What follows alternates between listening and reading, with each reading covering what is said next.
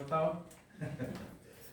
Vamos a comenzar. Vamos a estar puestos en pie, vamos a orar, hermanos. Que ya están grabando ya. Ok, saludos. Vamos a empezar. Ahí 1, 2, 3, listo. Cámara, acción. Saludos a todos los hermanos que nos ven a través de las redes sociales, esos 8 millones de seguidores. Estamos llegando ya a los 9 millones. Eso es broma, pero esperamos tener bastantes seguidores. Hoy continuamos con la clase de Jonás. Es una clase muy interesante que nos lleva a reflexionar y a nosotros nos lleva a reflexionar sobre el tema de lo que ocurre con Jonás. Es interesante, ¿verdad? Y en cada una de las secciones de clases, desde la lección 1, estamos ya por la lección 3 y hoy yo preparé la lección 4. Me quedé, de hecho no tengo aquí el iPad, pero les voy a traer el libro de donde surge que tengo que darle crédito a este autor del libro donde se hace este estudio inductivo. Y le explico que la palabra inductivo quiere decir que es un estudio que nos lleva a nosotros a hacer preguntas para reflexionar todos nosotros y que podamos nosotros aprender uno de los otros conforme a lo que nosotros analizamos teológicamente. Y eso es lo que ocurre en este libro, nos está haciendo reflexionar en muchas de las cosas que estamos aprendiendo y hemos encontrado. Así que durante toda la clase se van haciendo preguntas para que nosotros reaccionemos y veamos cuánto estamos aprendiendo, porque de este estudio hemos aprendido algunos puntos importantes, ¿será? Y creo que tendría que darle para atrás un poquito para que ustedes rebobinen la mente en lo que hemos estudiado. Vamos a orar para comenzar el estudio. Gracias a Dios que estamos aquí en su casa. Padre, yo te doy gracias por la oportunidad que tú me brindas, Señor, de poder continuar trabajando para tu obra, continuar trabajando, enseñando. Te pido sabiduría, Señor, entendimiento, capacidad y dirección a través del Espíritu Santo. Y te oro en el nombre de Jesucristo, Señor, que nos des la fuerza necesaria para continuar haciendo tu obra. Y que tú vayas preparando, Señor, a estos hermanos y a estos niños que no están hoy con nosotros, pero que también están juntos con nosotros aprendiendo. Entre ellos está aquí Cristian, también Alejandra. Estos jovencitos que yo quiero que tú uses para la gloria tuya. Te pedimos que te glorifiques en este estudio, en el nombre de Jesucristo. Amén. Amén. Así que continuamos. Aquí también está Génesis, que se nos Muy bien.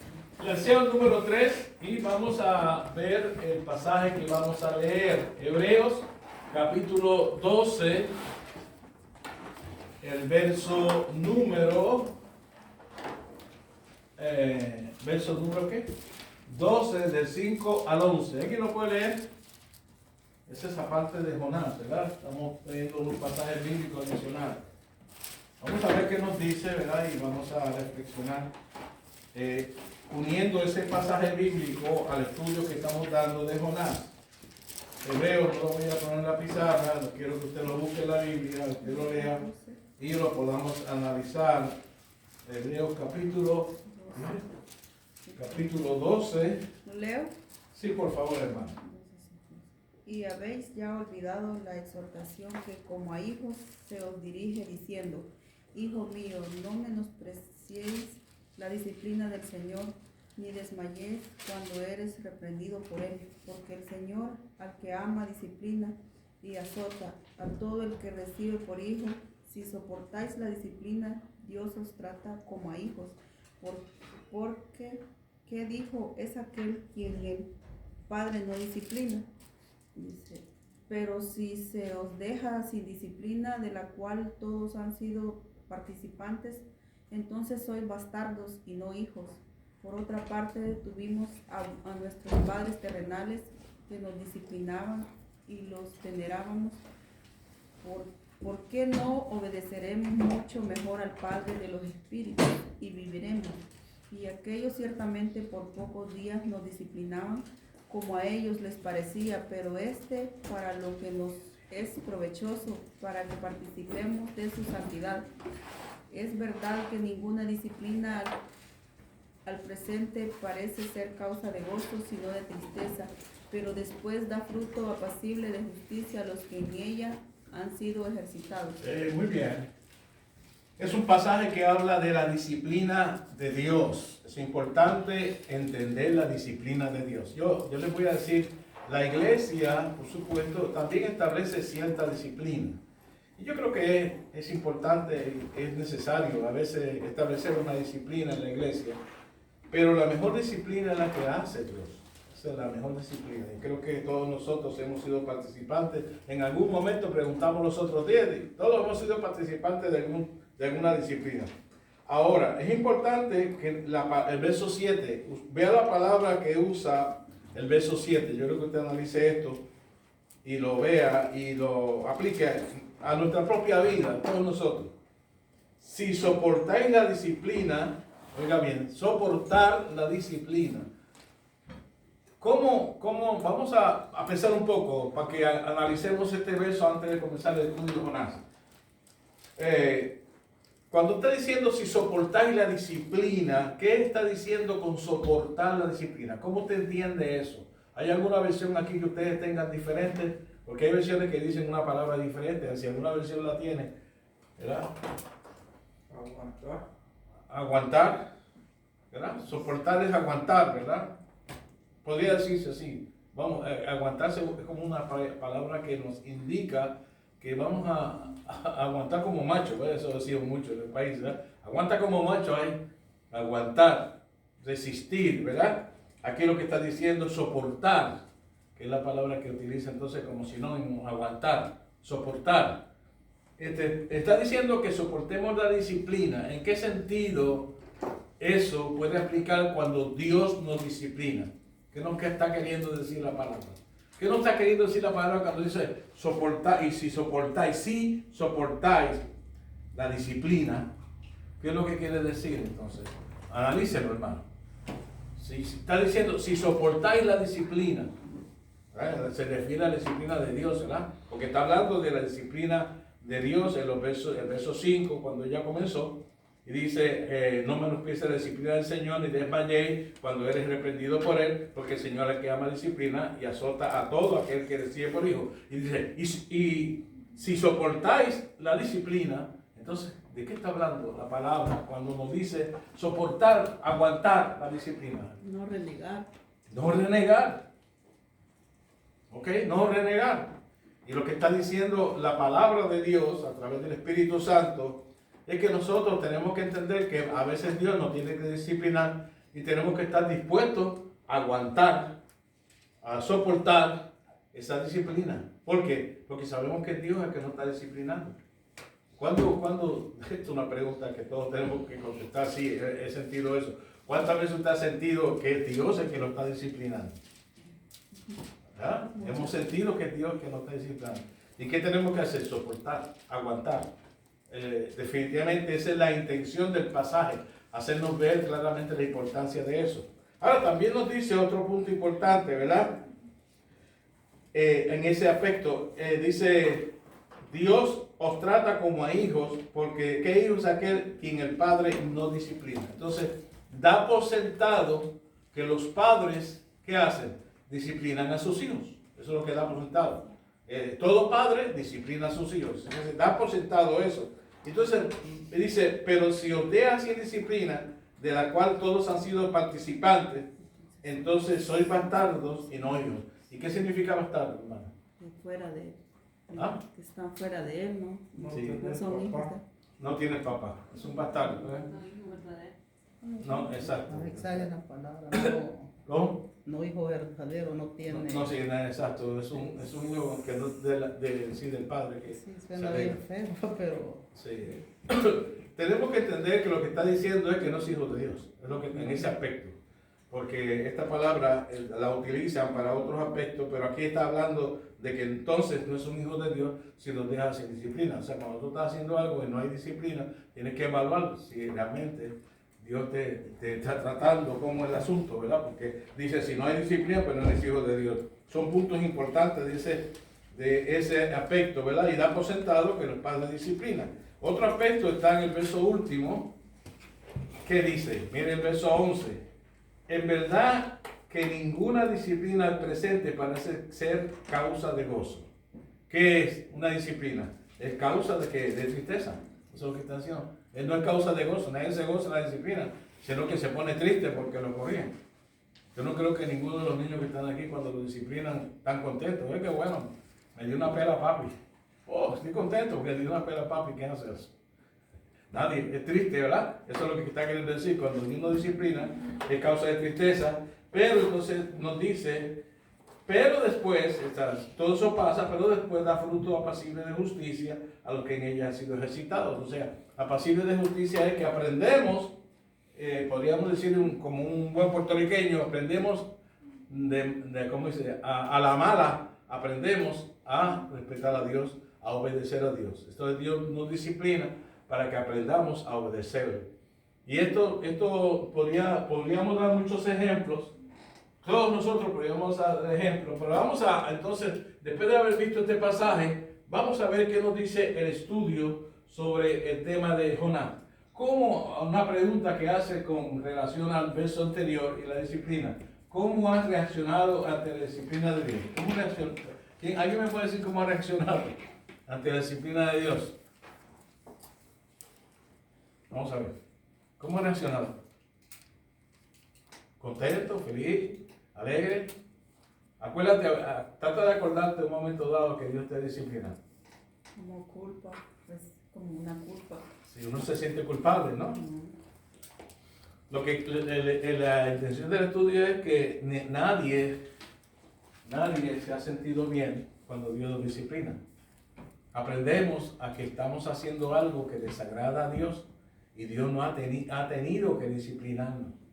Y como Dios es Padre Celestial y esto son cosas espirituales, muchas de las disciplinas que nosotros recibimos tenemos que aceptarlas, como dice el verso anterior que vimos, el verso 7. Tenemos que aceptar que es de parte de Dios. Tenemos que soportar, como dice, o como aguantar, como la palabra que usó Walter. Y tenemos que entonces, aceptando y soportando y aguantando, tenemos que entonces completar nuestro sentido de que esto nos va a venir bien. O sea, Dios está disciplinando para bien. Así que ninguna disciplina es causa de gozo, pero sí provoca lo correcto. Y como nos pregunta aquí, ¿cómo ha reaccionado? ¿Aquí alguien ha tenido una disciplina y ha reaccionado de qué forma? ¿Cómo reaccionamos regularmente? Ella dice sentirse culpable, ¿verdad? La hermana Lisa dice sentirse culpable. ¿Cómo reaccionamos ante la disciplina de Dios? Hay gente que oiga bien, hay gente que cuando viene Dios lo disciplina le echa culpa a todo el mundo. Esa es la reacción de muchas personas. Dios te está disciplinando a ti, le echa la culpa a todo el mundo, sin aceptar que Dios te está disciplinando a ti. En muchas de las ocasiones, Dios lo que está tratando es contigo, Y yo creo que en ese aspecto tenemos que aprender. En ese aspecto vamos a continuar viendo lo que dice el estudio. Compara las reacciones de los marineros ante la tormenta. Acuérdense que están todos ahí ante la tormenta con la reacción de Jonás. Vamos a comparar los marineros y Jonás. ¿Qué hicieron los marineros? Empezaron a sacar agua, se pusieron a trabajar. ¿Y Jonás qué hizo? Dormir. Hizo dormir, allá abajo, estaba durmiendo. Ellos comenzaron a orar a sus dioses y Jonás, Nacarile, no oró a nadie, ni lo encontraron orando, lo encontraron durmiendo allí. Mira, levántate, dormilón, y todas esas cosas. Todo eso es la reacción de diferencia entre Jonás y los que estaban en el barco. Los marineros eran hijos de Dios, ellos eran temerosos de Jehová. No, ellos tenían otros dioses, pero tenían temor de esos dioses. Porque cuando están viendo la tormenta, empezaron a pedirle a sus dioses, cada uno a sus dioses. Dice que si ellos sí tenían temor de sus dioses, no sé, Jonás lo que hizo fue irse a dormir con la tormenta. En otras palabras, no le importó. Eso es lo que, aquí olvídate que saquen agua ahí. ¿Cuál sería la razón por la que Jonás estaba tan calmado mientras los marineros se encontraban tan asustados?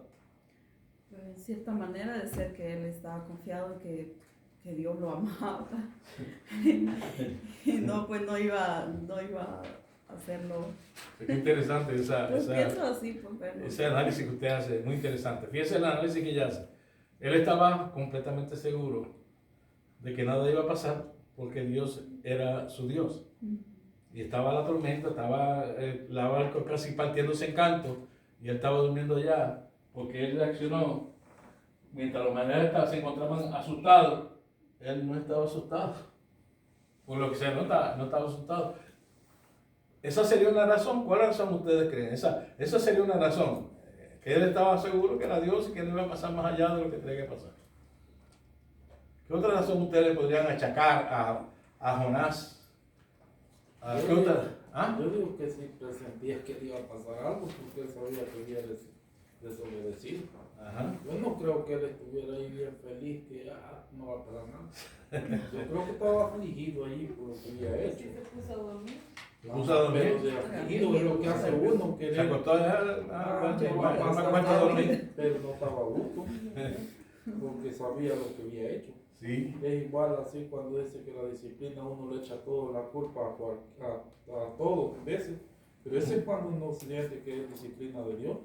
Cuando se siente que es disciplina de Dios, yo la siento aquí y digo, eso me pasó por algo. Pero hay bastantes cosas que me pasan porque las otras personas actúan mal. Entonces eso no es disciplina. No, pero en el caso de Jonás, y como tú dices, él no estaba asustado. Es posible lo que dice el hermano, que estaba también. ¿Ah? ¿Se puso a dormir, tú dices? Se tomó un té.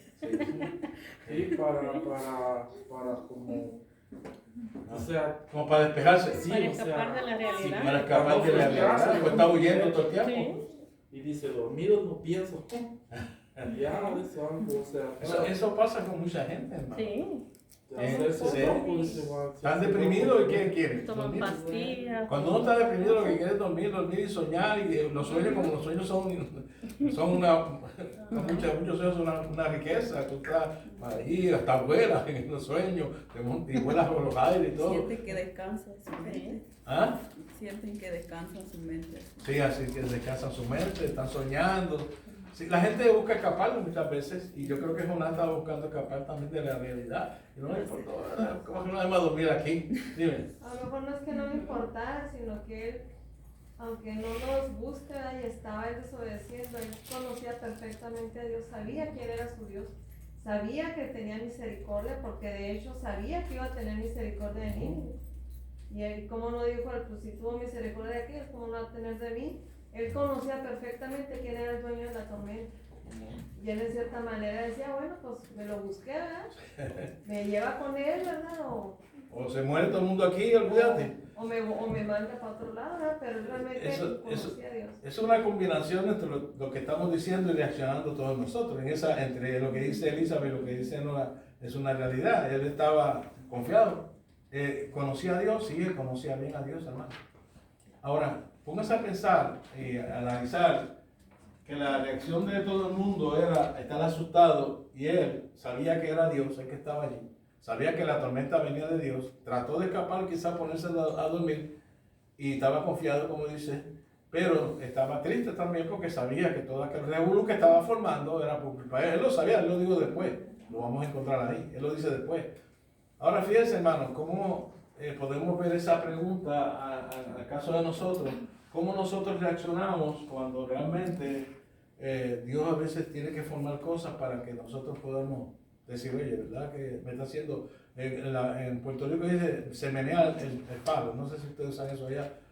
Dios nos menea el palo, ¿verdad? Para que caigan los mangos. En Puerto Rico los mangos, no, usted dice mangos, ¿verdad? Déjame usar su idioma. Los mangos, cuando están maduros, tú vas a menear el palo y caen todos los mangos maduros, entonces se quedan los verdecitos.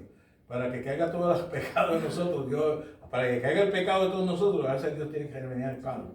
¿Para qué? Para que caiga el pecado, ¿verdad? Y podamos ser limpios de las ramas que están cayendo y de los mangos que están maduros. Yo creo que Jonás, en este aspecto, cuando él sale huyendo y se monta en ese barco y comienza a navegar y ve la tormenta, Jonás dice, todo esto es culpa mía. Él lo sabe. Y dice, voy a dormir allá abajo.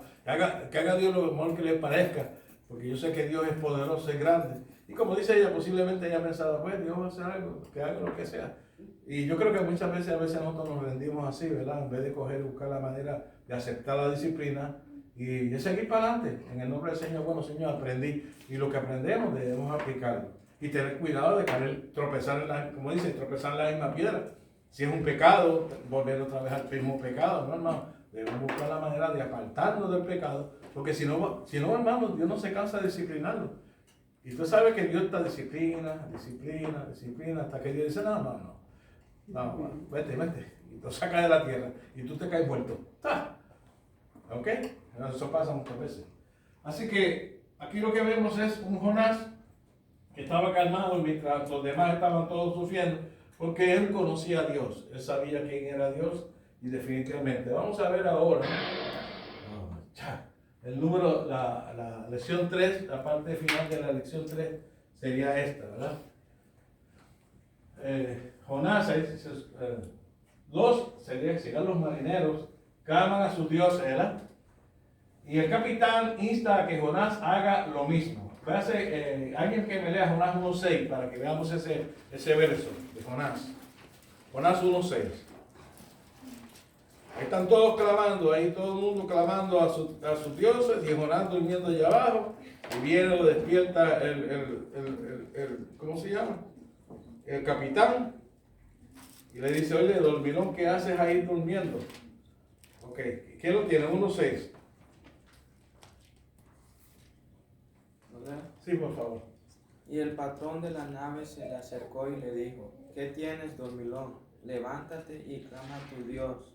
Quizás Él tendrá compasión de nosotros y no pereceremos. Le llama a que Él clame también a su Dios. Pero el texto, oiga bien, no dice si el profeta lo hizo. ¿Verdad que no dice? Y se fue Jonás, empezó a clamar, se hincó, levantó su mano al cielo. ¿No? ¿Qué dice? ¿No dice nada? ¿Qué usted cree? ¿Tú crees que Jonás se puso a orar? ¿Qué tú dices? No. Si se hubiese puesto a orar, la Biblia lo dijera. ¿Por qué? Porque es un punto importante. Él oró en otro lado.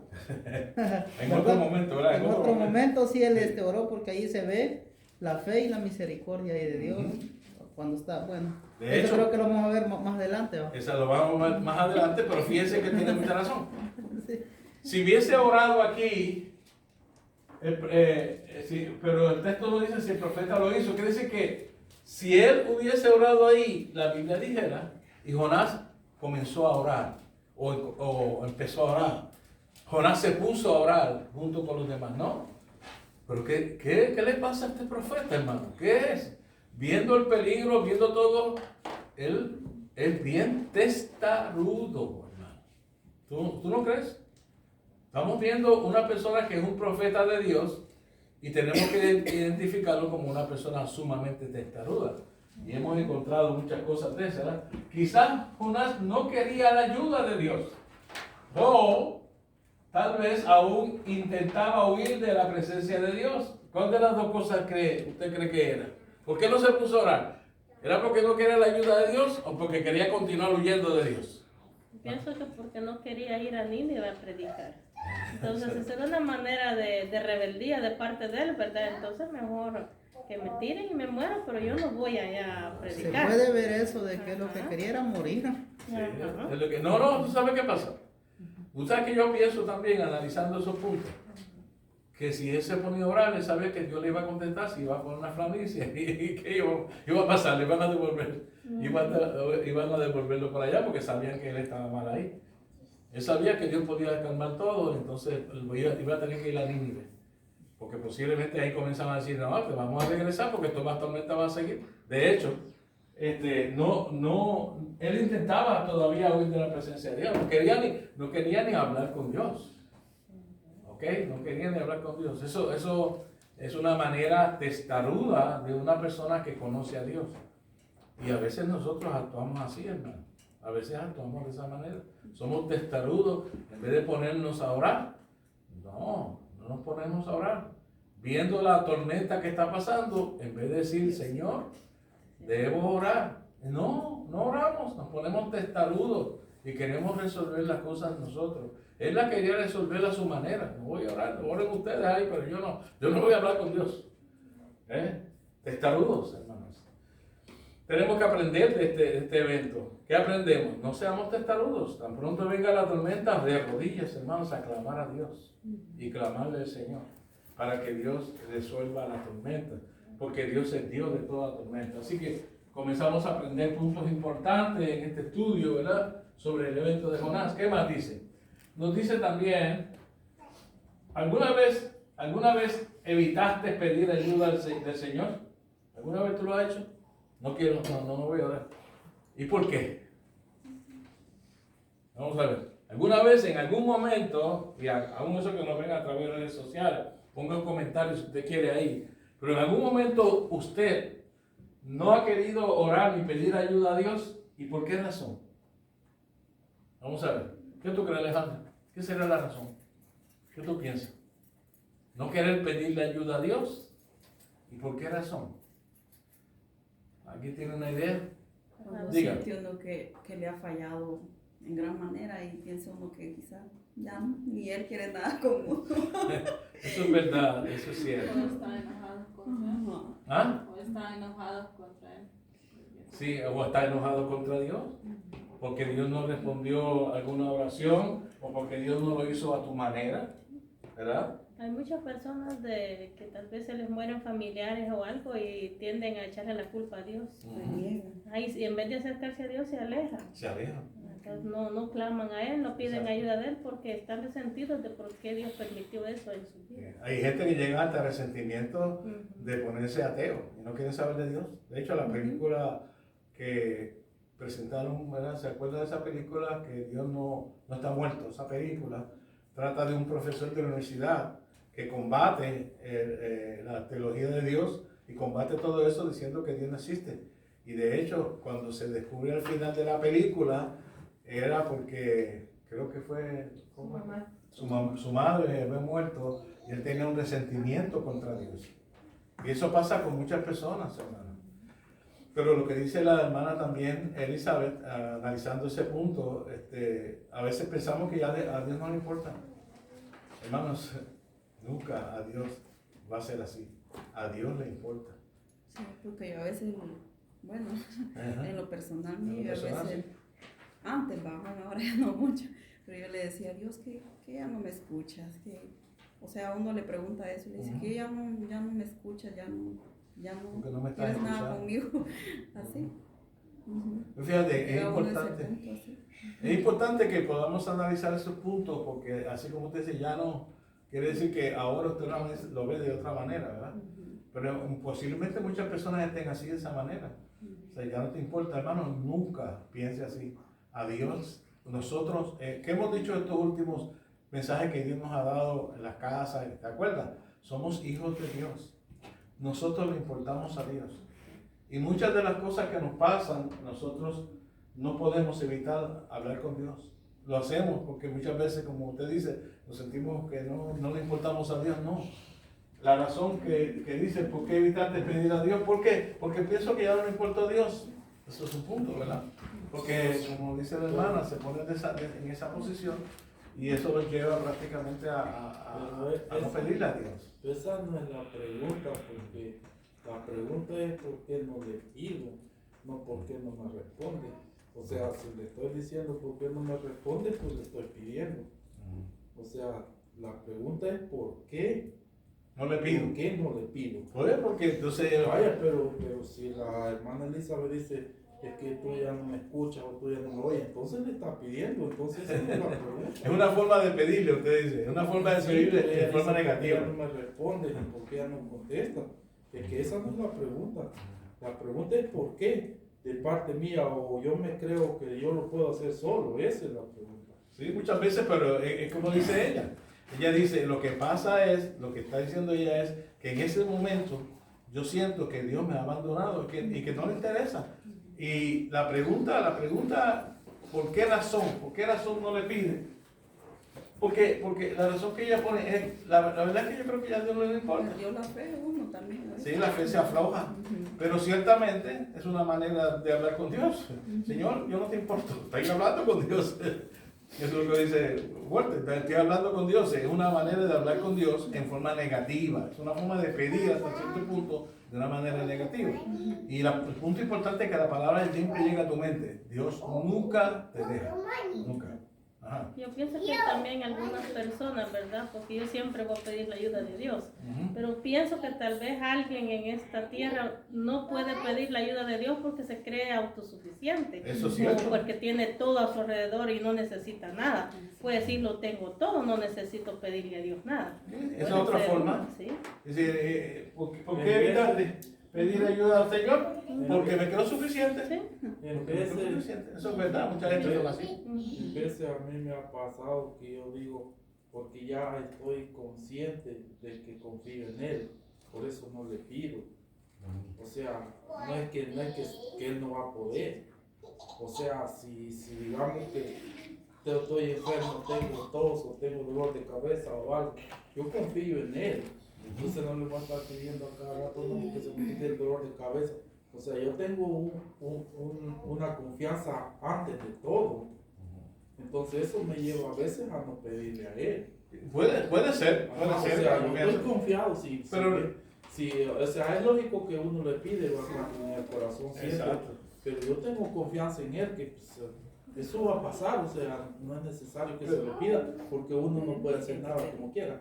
Entonces yo ya estoy consciente de que Él lo hace todo. Esto es una confianza y quizás no llega a ese punto. El punto de aquí es que está hablando en un momento de crisis, en un momento de tormenta. Y es obvio que una persona en un momento de tormenta, en un momento de crisis, porque usted sabe lo que es una tormenta, ¿verdad? Es un problema, un problemón. ¿Entiendes? Yo en Puerto Rico, cuando yo tenía la iglesia en Puerto Rico, yo me acuerdo y acá todavía también lo hago de vez en cuando. Cuando hay un problemón, no, yo no hago otra cosa que orar y hablar con Dios y dejar a que Dios me maneje el asunto y que me dé sabiduría. Y eso es lo que pasa en este contexto, de verdad. Que yo creo que en alguna situación uno dice, yo te pido, yo confío en el Señor. Pero en momentos de crisis es donde tú necesitas orar. Es donde tú necesitas hablar con Dios. Es realmente una necesidad que nosotros podamos buscar a Dios en ese momento. Pero ¿por qué a mucha gente en un momento de crisis, en un momento de necesidad, evitan hablar con Dios? Ese punto que trae ella, porque piensa que ya no le importa. Segundo punto podría ser como Jonás. En el caso de Jonás, ¿por qué evitó hablar con Dios? Hermano, porque sabía que a lo mejor Dios iba a operar en el asunto y a lo mejor iba a resolver todo, y entonces tenía que iba a volver Dios a buscarlo para que se fuera para Nínive.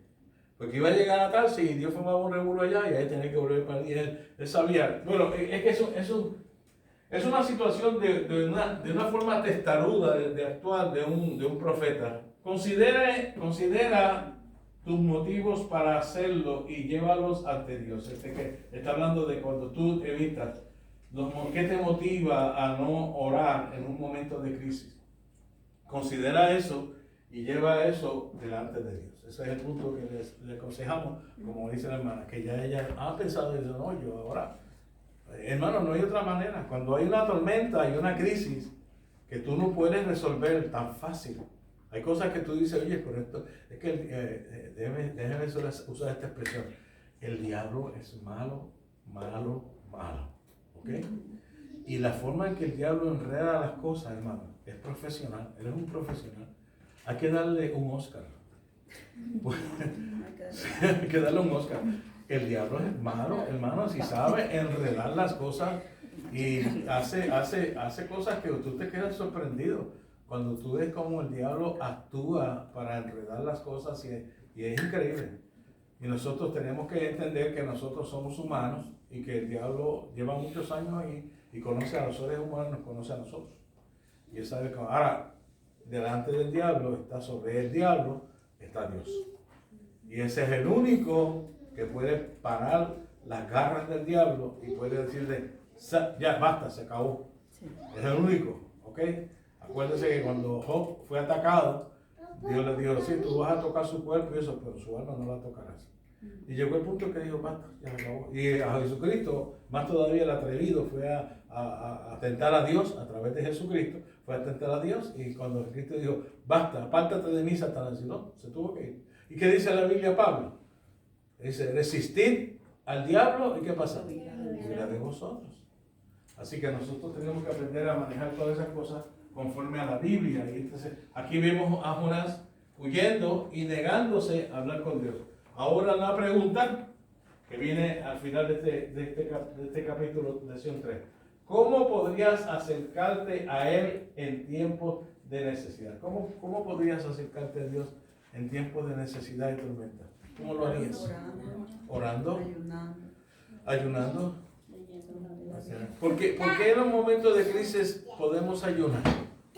Una contestación sencilla para eso. ¿Por qué en los momentos de crisis y tormentas podemos ayunar? Queremos una solución. ¿Qué? ¿Ah? Queremos una solución. Queremos una solución. ¿Pero por qué? ¿Por qué el cuerpo No nos da hambre. no nos da hambre, hermanos?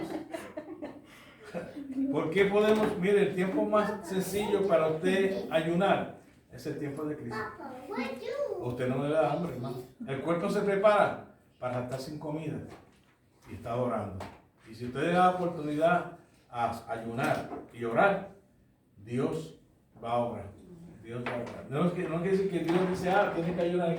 Es como dice Elizabeth, es que no nos da hambre. No nos da hambre, hermanos. Se nos quita el hambre, por eso es bueno. Hay gente que sí le da hambre. Hay gente que come más en esos días. Eso no tienen el cuerpo preparado. A eso no se le prepara el cuerpo. El estómago le pide comida. Hay gente que come de más cuando está en crisis. Hay gente que le da por comer. Pero entonces eso no lo lleva a usted a poder ayunar. Ahí es que tiene que sacrificarse y buscar la forma de ayunar. Bueno, hemos visto ya en la lección 3 varios aspectos que nos van enseñando sobre Jonás y la forma testaruda en que él trata. Vamos a ver el capítulo 4, la lección 4, y vamos a entrar en del verso 7 al 10. ¿Alguien lo puede leer? De Jonás 7 al 10. 1, 7 al 10. Y dijeron cada uno a su compañero: venid y echemos suertes, para que sepamos por causa de quién nos ha venido este mal. Y echaron suertes, y la suerte cayó sobre Jonás. Entonces le dijeron ellos: decláranos ahora por qué nos ha venido este mal. ¿Qué oficio tienes? ¿Y de dónde vienes? ¿Cuál es tu tierra? ¿Y de qué pueblo eres? Y él respondió: soy hebreo y temo a Jehová, Dios de los cielos, que hizo el mar y la tierra. Y aquellos hombres temieron sobremanera y le dijeron: ¿por qué has hecho esto? Porque ellos sabían que huía de la presencia de Jehová, pues él se lo había declarado. Ok.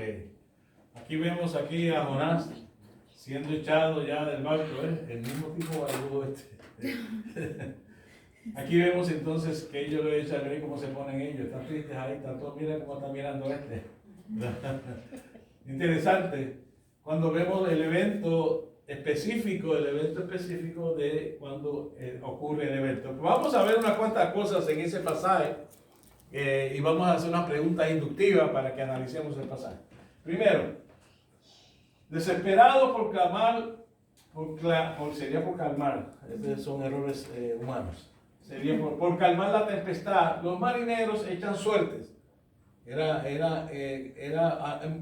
Los judíos eran el Tumín y el Urim. No sé si usted entiende qué es eso. Eran unas piedras con diferentes colores, un color en un lado, otro color en otro, así. Eso era el Tumín y el Turim.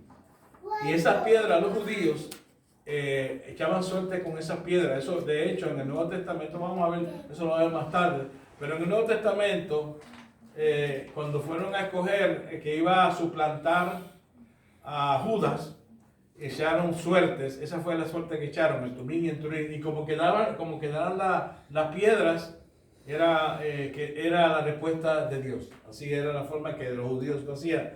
Pero aquí era otro tipo de piedra, y era otro tipo de echar suertes, pero era así, la tiraban y conforme a la posición que quedaba la piedra, era el Dios de ellos que estaba hablando. Ellos no estaban hablando del Dios verdadero, por supuesto. Esto podría resultarnos extraño a nosotros, ¿verdad? Porque no estamos acostumbrados a tirar suerte. Pero echar suertes era una forma habitual para determinar la responsabilidad humana o la voluntad de Dios. Echaban suerte y ahí determinaban cuál era la voluntad de Dios o la responsabilidad de los humanos. En ese caso, así era que hacían. Vamos a buscar 1 Samuel 14, del 38 al 42, para que aprendamos de eso. Es bueno que aprendamos de eso, porque cuando nos pregunta alguien, oye, pero si en el Antiguo Testamento echaban suerte, ¿por qué hoy nosotros no echamos suerte? Es una pregunta que voy a hacer ahorita. ¿Por qué nosotros hoy no echamos suerte? Ahora ellos echaban suerte. Pero vamos a ver la palabra porque nos responda bastante sobre eso. Samuel, primera de Samuel 14, 38 al 42. Vamos a ver que lo pueda leer. Vamos a ver. Samuel, ¿qué? Primera de Samuel. Samuel, ¿qué? 14, 38. Ajá. Bueno, 38. 14 del verso 38 al 42. ¿Lo leo? Sí, en la mano. Léalo. Entonces dijo Saúl, venid acá todos los principales del pueblo y sabed y ved en qué ha consistido este pecado hoy. Porque vive Jehová que salva a Israel, que aunque fuere en Jonatán, mi hijo, de seguro morirá. Y no hubo en todo el pueblo quien le respondiese. ¿Cuánto? Ajá. Hasta Hasta 42.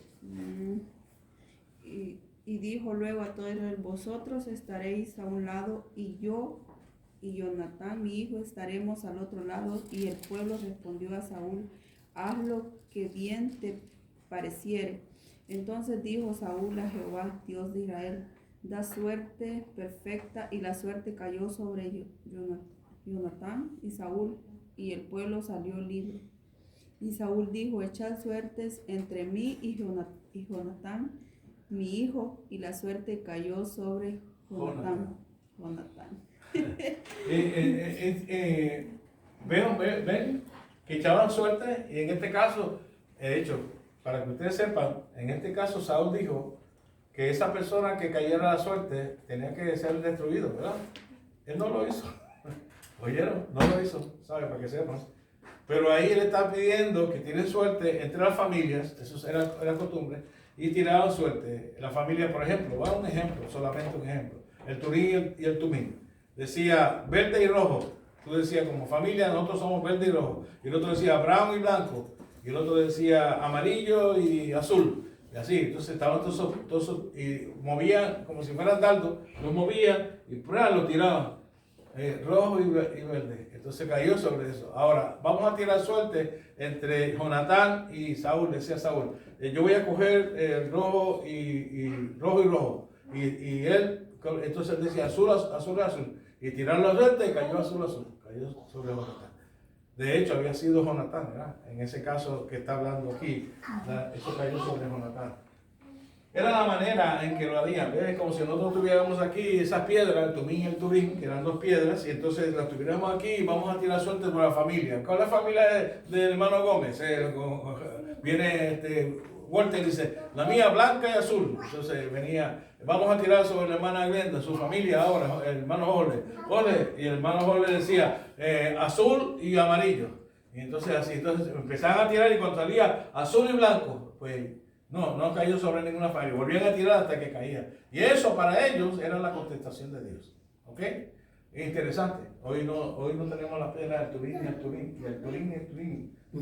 Ok, vamos a ver Proverbios 16:33. Ahora decidimos entre nosotros mismos. Sí. No, darle a qué.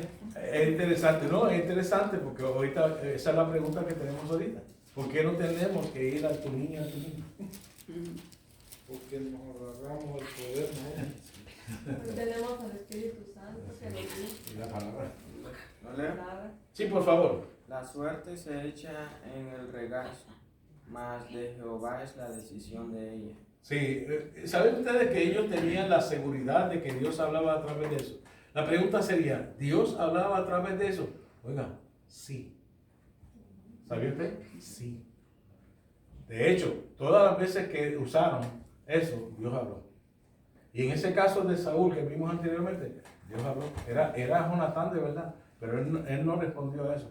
Ustedes se acuerdan de, no sé, déjenme tratar de acordarme, no tengo, está en la historia, está en los Reyes, de un padre que dijo que si la suerte caía sobre su hija, la mataría, ¿ya? Y sabe que la suerte cayó sobre su hija y la tuvo que matar. Le dio 2 o 3 días para que disfrutara los días que le quedaban y después la mató. Eso, en ese caso no eran judíos.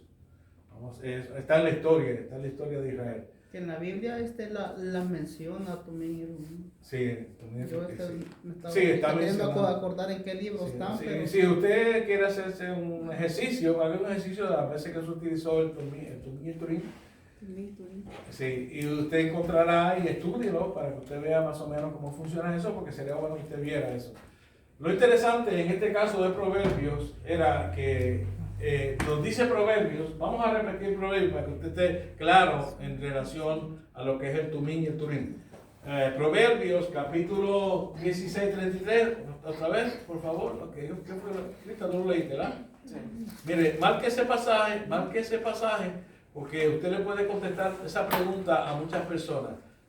¿Dios usaba eso para contestar? Sí. Léelo, por favor. Mira lo que dice. La suerte se echa en el regazo, mas de Jehová es la decisión de ella. Exacto, la suerte se echa en el regazo, mas de Jehová es la decisión de qué, de la suerte que se echa en el regazo.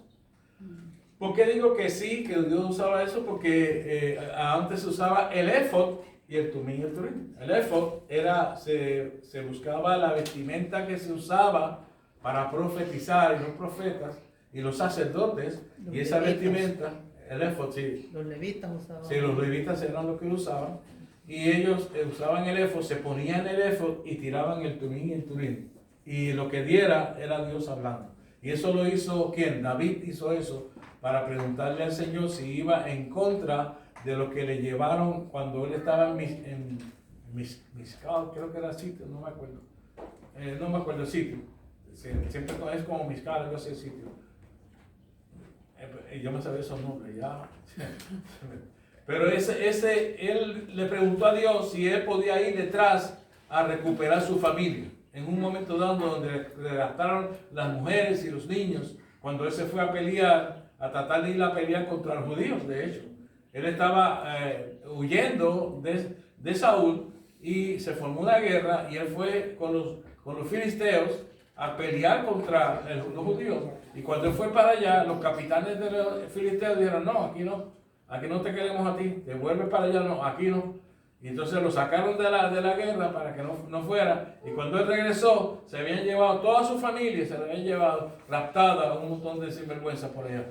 Y él vino y consultó a Jehová y la contestación que le dio a través del Tumín y el Urín, ve, vas a recuperar tu familia.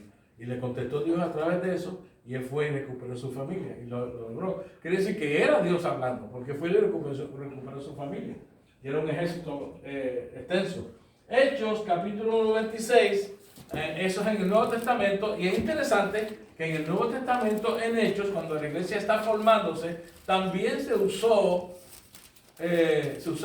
el Tumín y el Turín.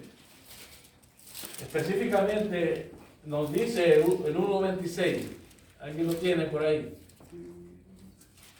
Y les echaron suertes, y la suerte cayó sobre Matías, y fue contado con los 11 apóstoles. ¿Cómo hicieron eso? Bueno, estaban todos allí, habían unos candidatos, y estaba Matías. Y Matías dijo amarillo, para decirle a ustedes. Entonces el otro dijo verde, azul, y tiraron la piedra y cayó amarillo. Y dijeron que la suerte cayó sobre Matías. Ahora, en ese caso específicamente, no era Dios. ¿Por qué? Porque Dios escogió a Saulo de Tarso. Qué interesante. ¿Por qué razón ellos tiraron la suerte? Hay una razón obvia que se daba.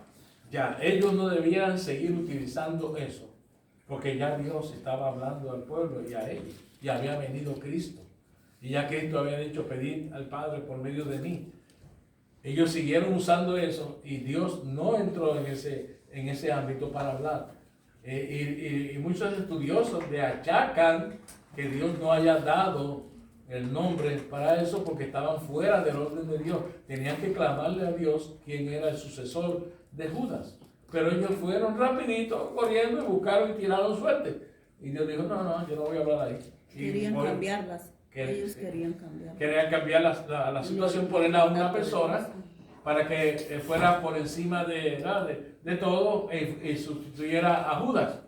Ellos hicieron eso en la carne, hermano. No hay duda que lo hicieron en la carne y Dios no favoreció eso. ¿Por qué? Porque ya Dios tenía sucesor y era Saulo de Tarso. ¿Okay? Por eso es que él es el apóstol abortivo. Interesante, ¿verdad, hermano? Que aprendemos de estas cosas que vemos. Ahí Dios no habló en Hechos 1:26, pero se tiraba suerte. Era un modo de poder manejar las situaciones. Vamos a ver entonces adelante con relación a lo que nos dice este estudio. Dice Jesús, o Jonás, más bien. Jonás habla por primera vez en el libro. ¿Sabe usted eso? ¿Se dio cuenta usted de eso? Que Jonás no había hablado.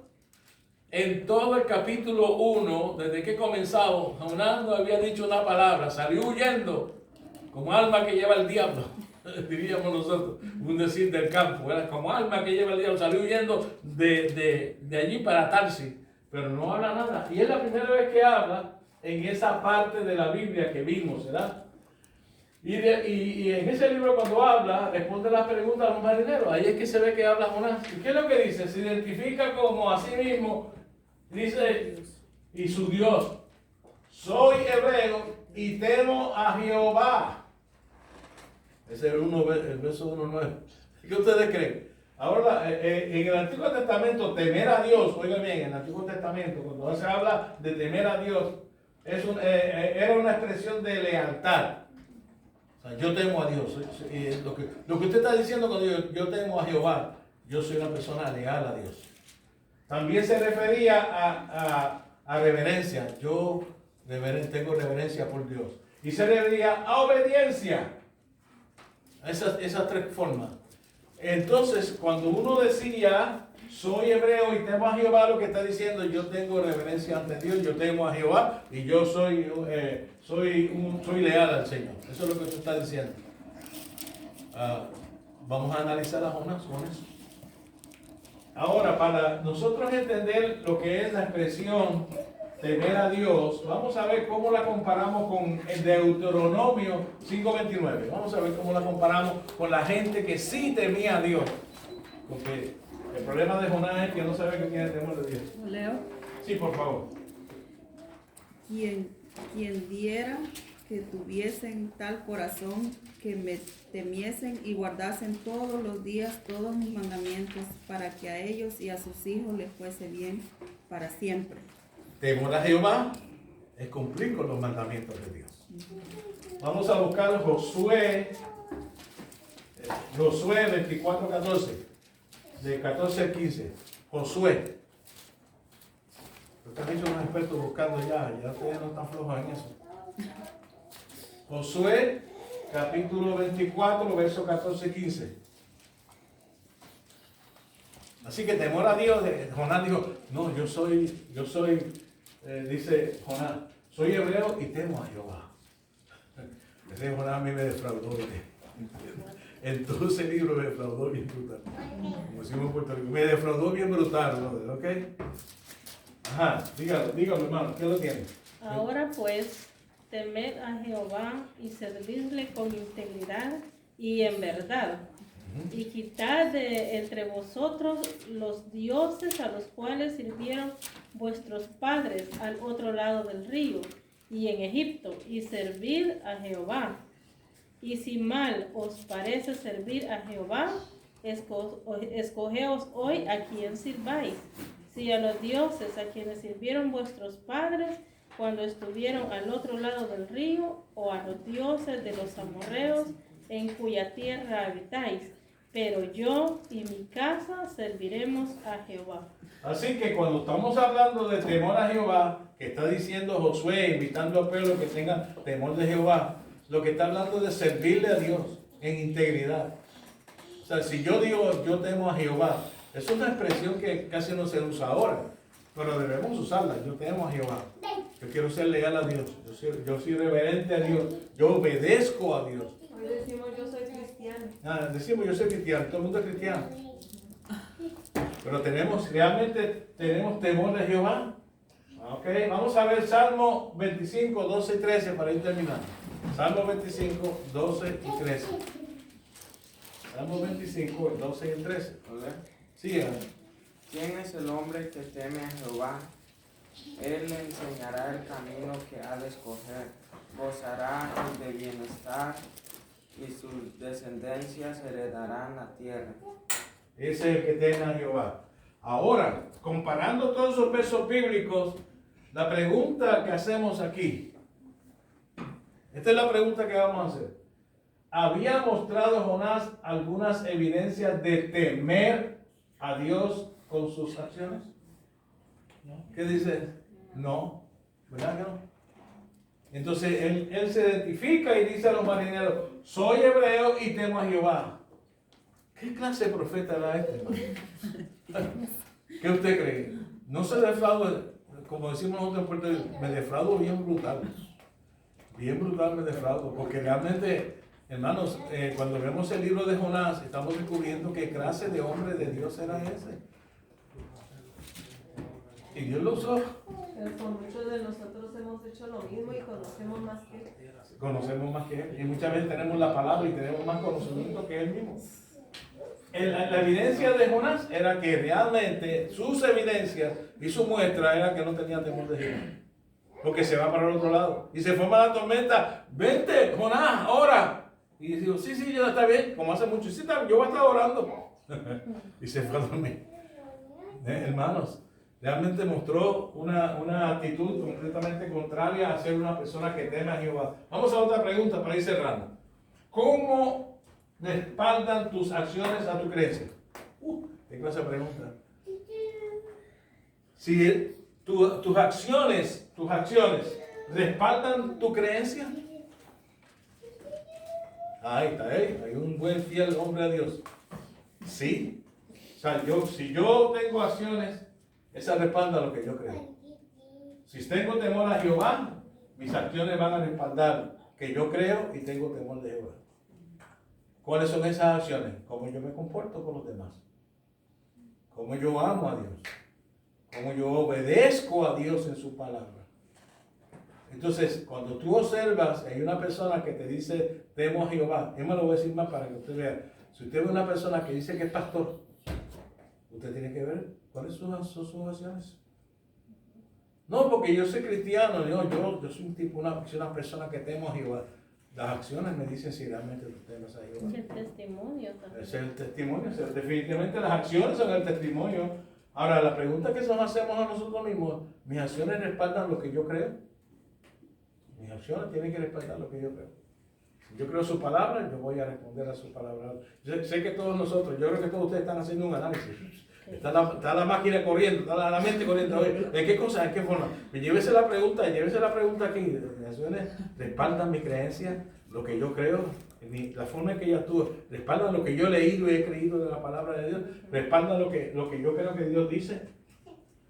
Es interesante, ¿verdad? Entonces esa pregunta, yo cogí el estudio primero, ¿ok? Ya yo respondí eso. Pero no tengo ustedes, hermanos. ¿Qué podrías hacer para cerciorarte de que tu vida sea coherente con tu fe? ¿Qué tienes que hacer? Analizar, evaluar. Autoanálisis. ¿Ah? Un autoanálisis. Un autoanálisis que tenemos que hacernos, ciertamente un autoanálisis, hermano. Yo me tengo que hacer un autoanálisis. Mis acciones respaldan mi fe. ¿Qué podría hacer yo para cerciorarme de que tu vida sea coherente con tu fe? Y vivir para Dios, relacionando con Dios, nos lleva muchas veces a tener que corregir muchas cosas de nuestra vida. Y si nosotros decimos que yo temo a Jehová, como está diciendo él, yo soy hebreo y temo a Jehová, hoy diríamos, como dice Nora, diríamos, soy cristiano y temo a Jehová. Soy de Cristo y temo a Jehová. Las acciones que yo hago respaldan mi fe. Y si no es así, tengo que hacer algo para que yo cambie eso. O sea, tengo que buscar la manera de corregir las cosas que realmente no están mostrando que mi vida está coherente a mi fe. Mis acciones no están coherentes, no van juntamente con lo que yo creo. Es un análisis que yo creo que esa pregunta podemos llevárnoslas aquí y hacer un análisis, meditar y orar. Yo les invito a que oren y mediten sobre eso. Mediten, digan, yo tengo que orar por eso. Tengo que orar por eso, que Dios me ayude. Y todos tenemos que orar, hermanos. Todos estamos en el mismo barco. ¿Ok? Bueno, cerramos entonces el estudio de hoy. Las galletitas ahí. Vamos a orar. Después de el próximo, el capítulo 4, y ya pues estaremos ahí estudiando el capítulo 4. Cada vez que entramos en este libro, cada vez se nos complican las cosas a nosotros, porque estamos viendo y encontrando cosas y decimos, ese es Jonás, eso es fuerte. Pero cuando buscamos, también nosotros. Lo mismo que la gente ve nosotros. Como que vamos por el mismo camino que Jonás, hermano.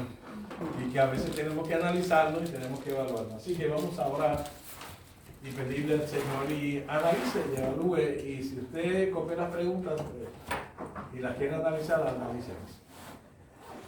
Señor, te doy gracias por la oportunidad que tú nos das de continuar estudiando y aprendiendo en este lugar. Hemos sacado este tiempo tan importante para que nosotros podamos evaluar nuestra propia vida. Te doy gracias por la experiencia de crecer en tu palabra y en tu verdad.